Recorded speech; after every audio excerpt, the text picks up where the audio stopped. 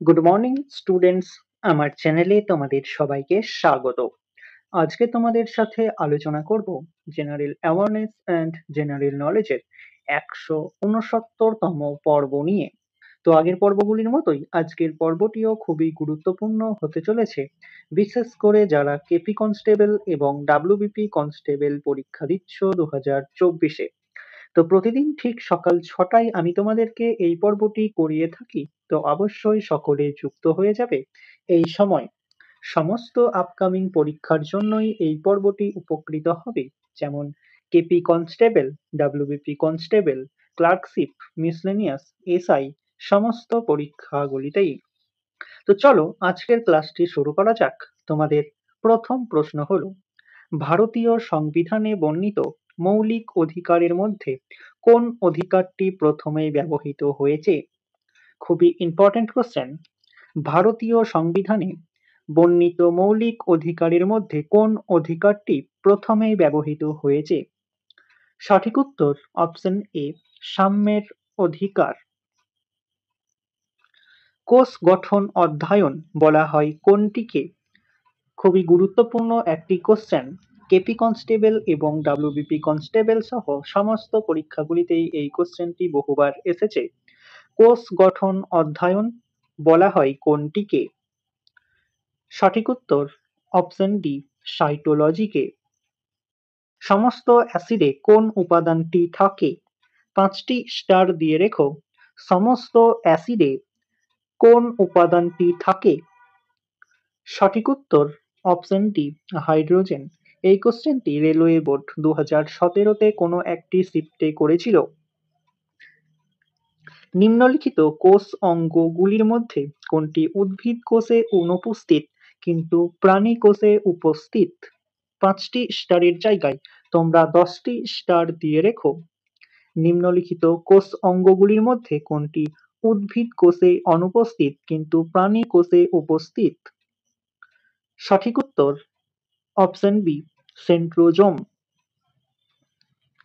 নিম্নলিখিত কোন নদীর উপর তেহরি পরিকল্পনা অবস্থিত? কেপি কনস্টেবল প্রিভিয়াস ইয়ারে এই কোশ্চেনটি এসেছিল। নিম্নলিখিত কোন নদীর ওপর তেহরি পরিকল্পনা অবস্থিত? সঠিক উত্তর অপশন এ, ভাগীরথী নদীর ওপর। থার্মোমিটারে পারদ ব্যবহার করার মূল কারণ কি? এসএসসি বোর্ড এই কোশ্চেনটি করেছিল 2021-এ। থার্মোমিটারে পারদ ব্যবহার করার মূল কারণ কি? সঠিক উত্তর অপশন সি, আয়তন প্রসারণ গুণাঙ্ক বেশি। সাইমন কমিশন কবে ভারতে আসে? খুবই ইম্পর্টেন্ট কোশ্চেন। সাইমন কমিশন কবে ভারতে আসে? সঠিক উত্তর অপশন ডি, 1928 সালে সাইমন কমিশন ভারতে এসেছিল। কোন রাজ্যকে ভারতের মশলার বাগান বলা হয়? কোন রাজ্যকে ভারতের মশলার বাগান বলা হয়? সঠিক উত্তর অপশন বি, কেরল। ভারতীয় সংবিধানের কোন অংশে মৌলিক অধিকারগুলি বর্ণিত আছে? 5টি স্টারের জায়গায় 10টি স্টার দিয়ে রেখো। ভারতীয় সংবিধানের কোন অংশে মৌলিক অধিকারগুলি বর্ণিত আছে? সঠিক উত্তর অপশন সি, তৃতীয় অধ্যায়ে। কোনটির তরঙ্গদৈর্ঘ্য সবচেয়ে বেশি? খুবই সহজ একটি কোশ্চেন। এই কোশ্চেনটি RRB 2017-তে করেছিল। তো সঠিক উত্তরটি তোমরা আমাকে কমেন্টের মাধ্যমে জানাও। দেখি তোমাদের মধ্যে কতজন এই কোশ্চেনটি সঠিক উত্তরটি করতে পারছো। এদুক্কি বাঁধটি কোন রাজ্যে অবস্থিত? খুবই ইম্পর্টেন্ট কোশ্চেন। এসএসসিতে এই কোশ্চেনটি করেছিল। এদুক্কি বাঁধটি কোন রাজ্যে অবস্থিত? সঠিক উত্তর অপশন এ, কেরালাতে। সরকারি চাকরিতে সমানাধিকার এটি কোন ধরনের মৌলিক অধিকার? খুবই ইম্পর্টেন্ট কোশ্চেন। কেপি কনস্টেবল এবং ডাব্লিউবিপি কনস্টেবলে এই কোশ্চেনটি এসেছিল। সরকারি চাকরিতে সমানাধিকার এটি কোন ধরনের মৌলিক অধিকার? সঠিক উত্তর অপশন সি, সাম্যের অধিকার। মানুষের দুধের দাঁতের সংখ্যা কয়টি? খুবই ইম্পর্ট্যান্ট কোশ্চেন। মানুষের দুধের দাঁতের সংখ্যা কয়টি? সঠিক উত্তর অপশন বি, 20টি। পটচিত্র কোন রাজ্যের প্রধান চিত্রকর্ম?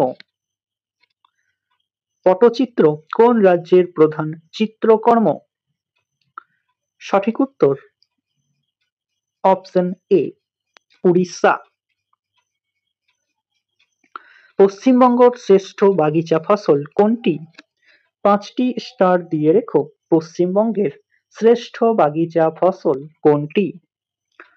সঠিক উত্তর অপশন ডি, চা।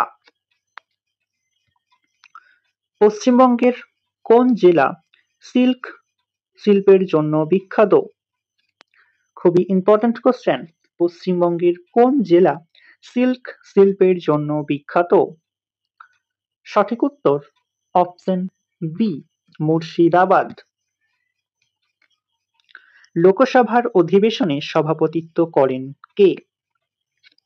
লোকসভার অধিবেশনে সভাপতিত্ব করেন কে?